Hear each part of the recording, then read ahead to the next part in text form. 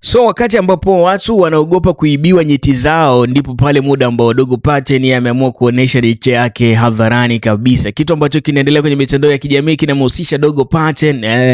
Ukisikia tu sikia mama Ibilisi. Sasa kweli Ibilisi alimpanda, angefanya nini?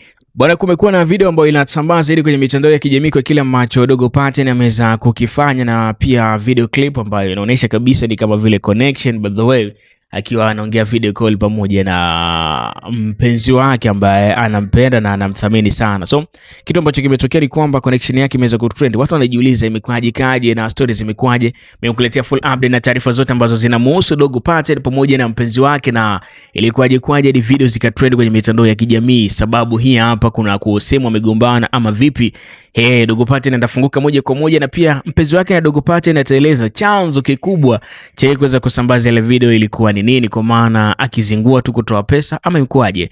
Endelea kusubscribe hapo chini ili mradi uweze kujua kile ambacho kimeweza kutokea, kwa maana Dogo Paten imekwaje ameingia kwenye huu msukosuko ambao anapitia kwa sasa. Hii ni Lurkan TV, we connect to the world. Tunakuunganisha na ulimwengu kwa kila jambo na kila kitu ambacho kinaendelea ndani na nje ya mipaka ya Tanzania. Bwana, Dogo Paten ameweza kutrend ghafla binivu kutokana na kile ambacho kinaendelea kwenye mitandao ya kijamii mara baada ya video clip yake kumuonesha yeye akiwa anaongea video call pamoja na mpenzi wake, by the way.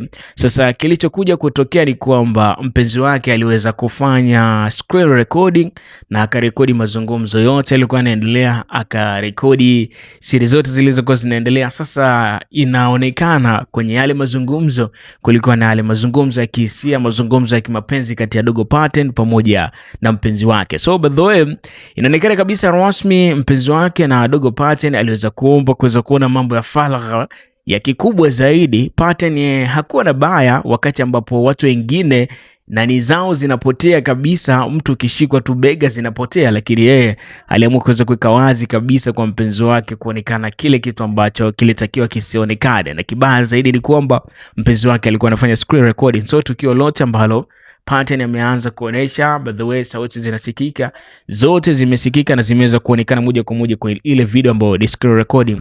So mimi itakuwa ni ngumu zaidi kwangu kuweza kuipost hiyo video kupitia mtandao wa YouTube, kwa sababu YouTube ina guidelines zake ambazo hazitaki kabisa kuweza kupost aina kama hii hapa. So kitu ambacho unatakiwa kukifanya, kama vile unataka ufahamu kile ambacho kimetokea kwa Dogo Paten, nataka kusikia sauti za Dogo Paten pamoja na mpenzi wake, kile ambacho kimeendelea, ili kwaje mazungumzo yalianzia wapi, na chanzo kikubwa nitakuelezea hapa. Lakini nikwambie, kama unahitaji sasa kujua zaidi ama kuitazama hiyo video, anza kwanza kwa kubonyeza neno subscribe, and then twende kwenye comment section hapo, andika nimesubscribe, and then baada ya hapo mimi moja kwa moja kwenye link yako kwenye email yako utaweza kuona kile ambacho Dogo Paten ameweza kukifanya. So tuendelee na story na kipi ambacho kimeweza kutokea.